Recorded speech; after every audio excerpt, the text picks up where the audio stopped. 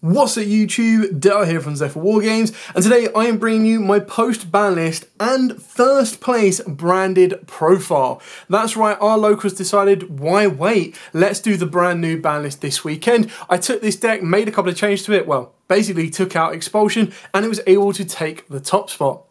I'll also show you my side deck as well, so you have an idea of what I was putting in the deck for the sides in this upcoming format. So with all of that out of the way, please smash that like button, hit that notification bell, and subscribe so you don't miss out on any more upcoming content. If you want to see more branded content, whether that be different variants or more in-depth discussion about the deck, then make sure you get the video above 50 likes in the first 24 hours, and I will bring that for you. So, I'll also show you a combo at the end of the video as well that basically can still get you the Gimmick Puppet Lock, which was what a lot of people were not expecting. They were like, okay, Gimmick Puppet Lock's not going to happen anymore. It's a lot easier to stop and deal with. And then when I did it, they were like, what the hell? So, anyway, triple Albaz. This is a 45 card base deck at the moment. The only change that I want to try and make is trying to get Super Poly into the main. I've tried playing around with it. It's just one of them ones where I feel with the format open at the moment, there's no designated, okay, cool, Super Poly takes out this, and this deck. But there was definitely a drop in Pearlies, but there was definitely an increase in Sky Strikers. So, give some, take some. Free Albaz is absolutely great. The fact that you can actually go Albaz, and then this is what kind of really baited out the Rays in the Sky Striker matchup, is you'd get Albaz out, and then you'd use Albaz to contact fuse with the extra deck, so like the Shizuku, Kagari, anything like that, and then they'd go, okay, cool, Ray effect. They'd bring Ray back, and you've already got Mirror Jade live, ready to go. So you can go Mirror Jade. That then forces the Ray to then come out and tag out into the Kagari or whatever they want to go into, and then that Mirror Jade can then banish the card that comes out. So, very, very good. 2 Blazing Cartesia. I would love to play this card at free, but 2 is more than enough. The reason I want to play it at free is it's actually really integral to the new combo. I say new combo is basically what you would expect. So it's Branded Fusion, or basically Albion into Branded Fusion with access to Cartesia, gives you the access to the Sanctified Dragon plus Gimmick Puppet Lock, Dragoon, or Jinzo during your opponent's turn. So it depends on what you want to make and how you want to do it.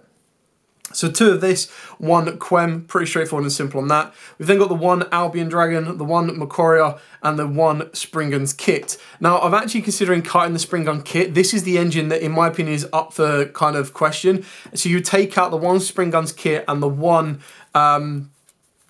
quick play of the Branded High Spirits, and that would be your 2 Super Polys. So that's kind of where it is. It's just another one of them options that, should I be able to get to it, or should I be able to get to Branded High Spirits, or should I be able to get to something along the lines of the Dear Servant, I still have ways to continually keep playing through. So Ash onto the Branded Fusion is maybe like more of a thing of the past now. Then, of course, moving on to the Despias, we do have triple Aluba alongside the 1 Tragedy and the 1 Ad Libitum. I still think Ad Libitum is just crazy good. Like, the deck hasn't changed much at all. All you've done is lost your instant win button in the form of the Expulsion. If you're still tired and you want that instant win button, I will show you at the end how you can still do that, because it does still pretty much give you exactly what you expect it to be, an instant win. However, I would still play the Ad Libitum. The fact that you can loop the Mirror Jade twice, if not 3 times, with Quem in the right place is very, very important. And the fact that you banish it off of Branded in red is actually allows you to play around stuff like D-Shifter, or play with D-Shifter as well. So really kind of cool. I still personally wouldn't cut it. I quite like it. For the Bestials, we've got the 1 Saronir and the 1 Lubellion. I know a lot of people are cutting these. You can do completely. It's entirely up to you. I still quite like it, especially with the format open at the moment. More decks are being experimented with that I'd arguably want to look at maybe bumping the Bestial engine up a little bit. But that really comes down to the local environment, how the format settles, and everything else. I still think it's a cool engine to have, and the instant early access to your Branded Did Lost is just incredibly important. Now, obviously, it's a little bit more difficult to directly get there, but the fact that these 2 open up forms of disruption, or mainly Saronir opens up form of disruption to your opponent's graveyard, and Lubellion just keeps giving you a looping boss monster, is incredibly important. Then of course we've got the one Dark Magician and the one Gimmick Puppet. That's right, I was maining the Gimmick Puppet. It's definitely something you can get rid of, but in the combo that you actually play with the Sanctified Dragon, you don't actually leave them with Gimmick Puppet, which I think is what makes it incredibly powerful. So the fact of the matter is you give them Gimmick Puppet, you bring back Albaz. Albaz then contact fuses it into Gimmick Puppet, so you don't really care that you haven't ended your board with a Mirror Jade, because not only are you going to lock your opponent down, but you're also then going to be able to get into your own Mirror Jade by going Lubellion, spinning materials back, and then you keep the Gimmick Puppet in the graveyard again for the next turn of the Sanctified Dragon. That's just going to constantly keep staying there and keep floating. Moving on to the hand traps, of course, we are playing 9 hand traps in total. So we've got triple Ash Blossom and Joyous Spring. When is this getting an ulti? Triple Veiler. Now this is a card that I'm actually sending more times than not with Branded Fusion, and the reason for that is, like, yes, it could be cool to send a Cartesia, but I kind of felt the idea is like, I've got an additional hand trap, it's a Spellcaster Light, it actually helps me get into Sanctified Dragon a lot easier, and it's a card that I don't really mind sacrificing for the deck. However, if I open it up as well, it's still incredibly important to kind of deal with some of my opponent's board, and it just gives you that additional line of, well, it's a hand trap that serves a double purpose in the deck. Then, of course, the last hand trap is triple Imperm. I know it's pretty much doing the same thing that Veiler is doing, but the fact of the matter is, yes, the issue with Veiler is if your opponent de-shifters you, or you de-shifter yourself, then you're not going to be able to get Veiler to the graveyard in order to trigger its effect. However, I still found it very, very useful. The fact that it is, of course, a spellcaster, like I've mentioned before, really does put in work. And if I feel my opponent is going to be up against Shifter, or I feel Shifter is going to cause my opponent more issues, then you can very easily tag out the Veiler, and you don't have to go the direct route to Sanctified Dragon. You can then go a route via the Cartesia as well. So you've got best of both worlds while also fitting in the hand trap. If you wanted to get it back down to a normal 40 or close to 42, then of course Veilers can come out, and that's where everything else can come in as well. Onto the spells, of course, we do have triple Branded Fusion, pretty straightforward and simple on this one, alongside the opening and the deployment. So all of those pretty staple. I don't feel that there's any builds that should be playing less than 3s of these, so I feel they're just that important. You could argue that deployment can be more of a brick than double Branded Fusion, double Branded Opening and stuff like that, but it does the job just as well, and going second, it's a very nice board breaker as well. Then I've still got the 2 Nadir Servant. If anything, you'd probably consider bumping Nadir Servant up to 3 if you were to drop any of either the deployment or the opening. I did also consider, when I was looking at side deck cards and even possibly considering stuff like Eradicator in the side deck, I would very much consider putting Eradicator alongside stuff like Triple Tactic Thrust.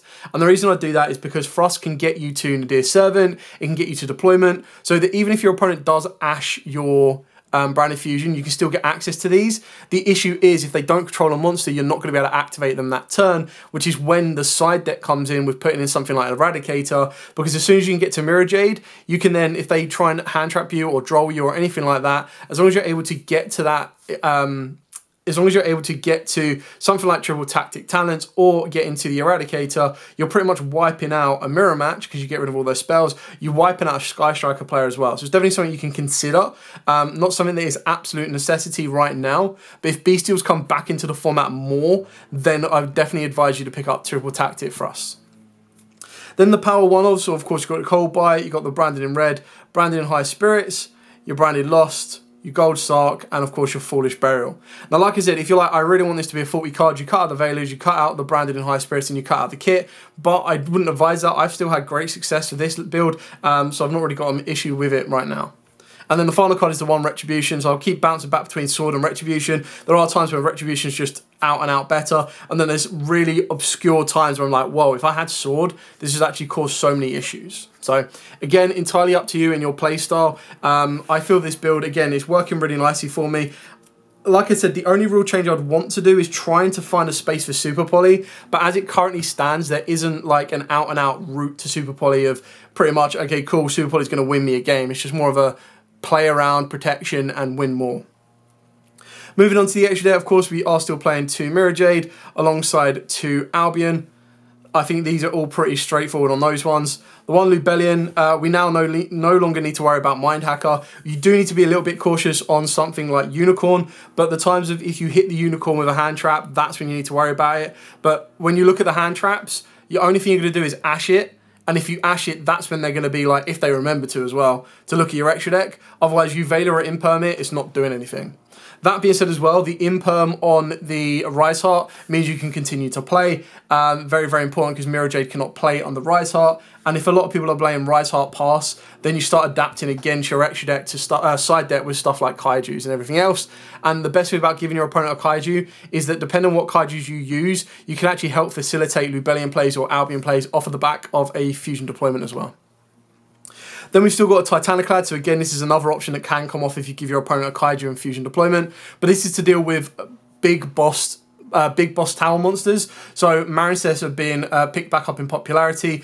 Decks that are coming a bit more up in popularity are decks that have like 1 or 2 card combos and then can play a host of hand traps. So you need to be able to have different answers to everything they can put on the board. Still with the one Rinbram, and then the one Albion Sanctified Dragon. So this card's just really, really powerful. Yes, it's not as good as Expulsion because it's a lot easier to stop. But the fact of the matter is, your opponent can't. If the opponent can't stop this, you're auto winning. So it requires Fallen of Albaz and a light spellcaster. It can't be used as fusion material, so they can't contact fuse it off. Your opponent cannot target this card with card effects, so it's even harder to stop with Imperms and Veilers. They need to directly deal with it with Ghost Spell. And you can only use each of the following effect once per turn. During your opponent's turn, quick effect, you get to target 2 monsters in any graveyards. Special on both monsters, 1 to each field. So you go, okay, cool. Gimmick Puppet to my opponent, and then Albaz to my board. Albaz can then use his effect to discard, contact fuse with the Gimmick Puppet, going into a Lubellion. Lubellion can then spin back the Albaz if I want it to, or I can get it to spin back anything else, but it can spin back itself plus the Albaz to go directly into a Mirror Jade. So my end board is Albion Sanctified Dragon, plus I would have Dust Dragon as well, and Mirror Jade, and my opponent cannot special summon monsters. Like, that pretty much says auto win, because as soon as it comes back to your next turn, that's 8-5 on board directly just by attacking straight away. I did have the one Albal Lunatus. This is purely because I was expecting Dragon Link. I still feel that Dragon Link should not be slept on. It's incredibly powerful. And post Banlist, it's still just as absolutely fine. Like Ringo Worm, if people play it that way. Chaos Angel is also a bit of a pain in the ass to deal with. So trying to get the balance right. Contact fusing an entire board of dragons is funny as heck. This would be one of the easy drops for either Masquerade if you feel that your locals is constantly going to time, or the event is very, very, like, well, the event goes into time a lot. You've got Mud Dragon as well as your super poly target. You've also got other targets to come off the back of the Dust Dragon, but I usually quite like sticking towards the Lulu Walith and the Quinteris, because obviously I can hard summon the Quinteris. Technically you can hard summon the Lulu Walith, but both of these can come off the Dust Dragon as well.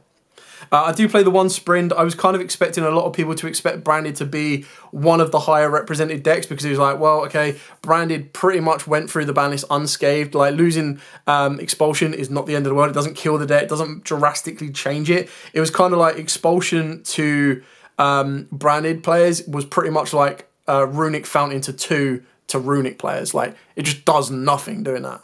We were already prepared for losing Expulsion, so, you know. So Spring was in here to deal with that, plus it's also the one that you need to send off of even a Deer Servant, Dust Dragon, anything like that to get you the end phase effect of Kit as well. Then, of course, we've got the one Guardian Chimera and the one Red Eyes Dark Dragoon. Now, you can actually Dark Dragoon during your opponent's turn, and what makes this really funny is if you were to get Dark Magician to the graveyard. So if you're like, all right, okay, I'm going to play around a little bit safely, and you wanted to go, so your Dust Dragon can either send the Gimmick Puppet for the Gimmick Puppet lot, or it sends Dark Magician from the deck. And then during your opponent's turn, you give your opponent Dark Magician, you give yourself the Albaz, and then Albaz will contact fuse with the Dark Magician to make Dragoon, which is quite funny. On top of that as well, the exact same combo sends Jinzo instead, and then you contact fuse, you give your opponent Jinzo, you give yourself Albion, and you don't even need to use Albaz, sorry. You don't even need to use Albaz's effect then, you just give them Jinzo because you're worried about something like Lightning Storm, evenly matched, or just they're playing Labyrinths and you want to deal with their back row. So. And the best thing about that, as long as you summon it in defense, is they can't just swing and just kill itself that turn. So that's it for the main deck and the extra deck. Now let's show you the side deck, and then finally I'll finish it off with the combo. So for the side deck, I was going Triple D Shifter. The fact this guy's still at 3 is absolutely insane. The only deck that doesn't really care about this mainly is the Mirror Match and up against Kashtira's. So ultimately, I felt that this was a really good card for the side deck, because it's like, okay, if a lot of people are experimenting right now because of the post-ban list, I still expect to see Sword Souls, I expect to see Strikers, I expect to see Labyrinths, which is exactly what happened. So I was like, right, okay, cool, well, D-Shift is there, ready to go. D-Link, if you're expecting that as well. So Shifter put in a lot of work. If I'm not going to play Shifter, I would actually play Nibiru. So I'm not playing Nibiru, at the moment, because I feel a lot of people are either playing under Nibiru, they're playing round Nibiru, they're playing through Nibiru, and the only time that Nibiru really comes in clutch is if your opponent gets a little bit lazy or feels, you know what, I'm going to risk it. So, yeah. I'm then playing, of course, probably the strongest hand trait of the format, Triple Draw and Lockbird. Technically, Branded can play around Droll quite nicely. You can do a lot of stuff during the draw phase, which also allows you to play around Veiler. I feel Droll can hit Kashtiras. It can definitely hit Super Heavy Samurais because they will still be around, do not worry. They're just a little bit more, they can get hit with more hand traps a lot more consistently, so taking these out completely would be a bad idea. Plus, there's a lot of rogue decks that, believe it or not, search a huge amount, a lot more than you would expect, and having a Droll would be incredibly important and powerful.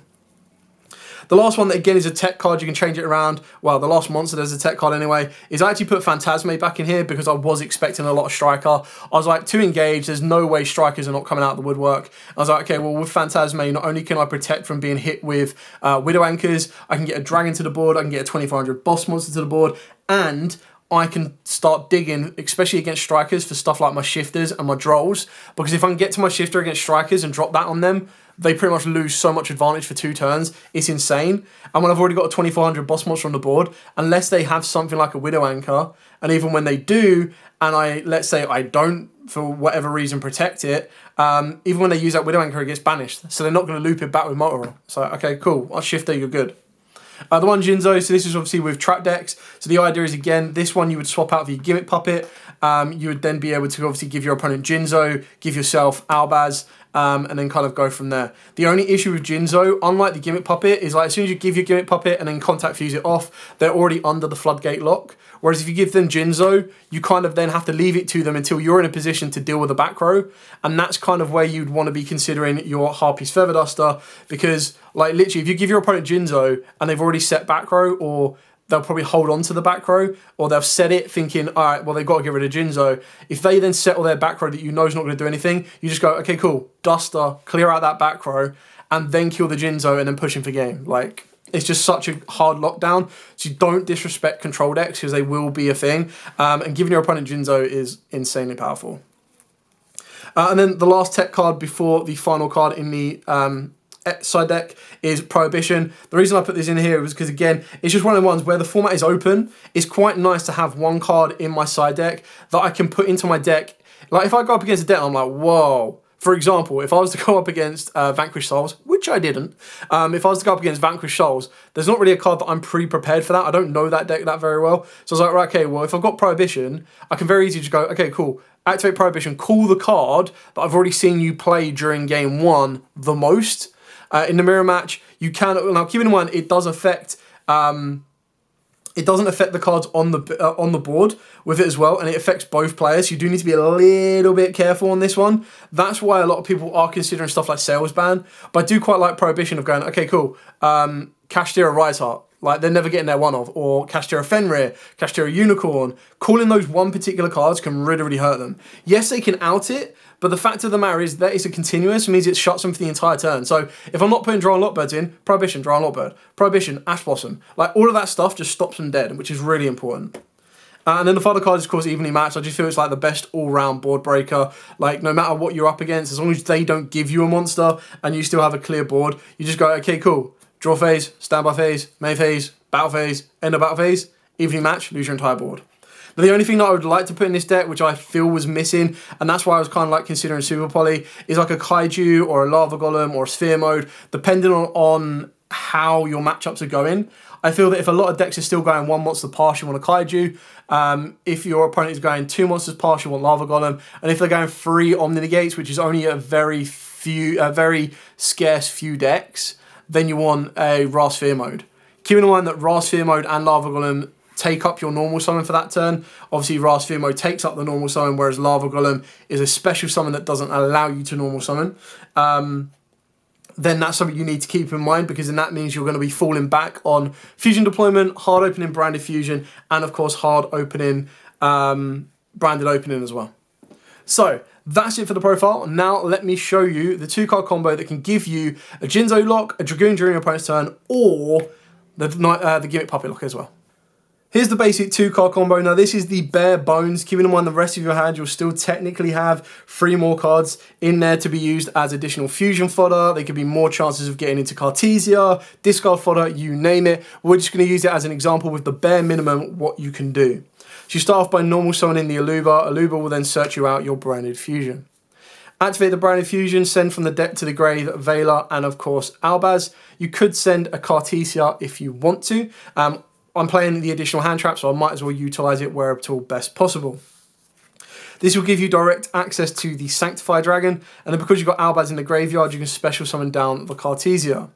You can then use Cartesia's effect to fusion herself with the Aluba, and this will give you direct access to the Dust Dragon. Dust Dragon's effect will trigger, and this will send you the missing piece, which is the Gimmick Puppet from deck to graveyard. Now, obviously, if you've already got a way to get Gimmick Puppet to the graveyard, you can very easily send something else from the extra deck, like a Lulu Wallif. In doing so, the Lulu Wallif will give you access to your Quem. It will also give you access to bring back the Cartesia during the end phase as well. But the base minimum, if we're leaving it on this one, what you do is you pass your opponent's turn, use Sanctified Dragon's effect, you target 2 in the graveyard. One can be the Gimmick Puppet, the other one can then either be Albaz if you want to discard and contact fuse. That's how you can get the Dragoon during your opponent's turn, because you actually give them Dark Magician. The other one can be a Luba, and this can give you a follow-up for the next turn. And then another one can also be Cartesia, so that you can contact fuse or just use her effect to fuse during your opponent's turn. So really depends on what else you have in the hand. With basically having nothing else in the hand, you want to give them the Gimmick Puppet, and then you want to bring back the Aluba, because then what that will do is that will allow you to trigger Aluba's effect, and that will allow you to pretty much search out any branded card. So I'm just going to use Branded Opening as an example. Your opponent is now gimmick locked. If they are playing Sky Strikers, all of their Sky Striker spells are pretty much turned off. If they are playing Kashteras, again, they're pretty much locked down. They're not going to be able to get rid of it. If you really want to get rid of it, then of course you can contact fuse with Albaz. That's going to give you Lubellion, ultimately leading you into Mirror Jade as well. But just using this end board as the example, what you then get the ability to do is if they special summon a monster, which they're not going to be doing this turn, but if they do eventually during your turn trigger this, you've got Dust Dragon to go off as well. You're in a very, very good position. You're still going to draw 1 more card for turn. You've got a full hand for 5. And then as soon as you get rid of the Gimmick Puppet, even if you were to go, okay, cool, switch to attack, Sanctified Dragon kills this, boom. Or Dust Dragon kills this, Sanctify for 3,000, 1,800. Not to mention you could have very easily searched Branded Fusion off of the Aluba on previous turn as well. The idea would be, is that even if you don't kill your opponent, which you should do, you can then pass your opponent's turn again, and you go, okay, cool, Albion effect, give you that, give me that. Locked out again. Like, it just constantly keeps going round and round and round and round, which is absolutely insane. So, hope this has given you a bit of an insight into how this new deck can work, or this updated version of the deck can work. I definitely enjoy Branded still just as much. I'm so happy that nothing actually happened to it in the ban list. Not that I was expecting huge amounts to happen. I think Expulsion was pretty much, you know, made a lot of sense. But yeah, definitely enjoy the deck. Definitely nice to kind of try something different with it, with the Veilers in here and different kind of angles and different kind of routes with it, but still very, very powerful, and the deck is far from dead from the Gimmick Puppet lock. Anyway, thank you so much for watching. Don't forget to like, comment, subscribe, share. Till next time, guys, as absolutely always, stay safe, and of course, happy dueling.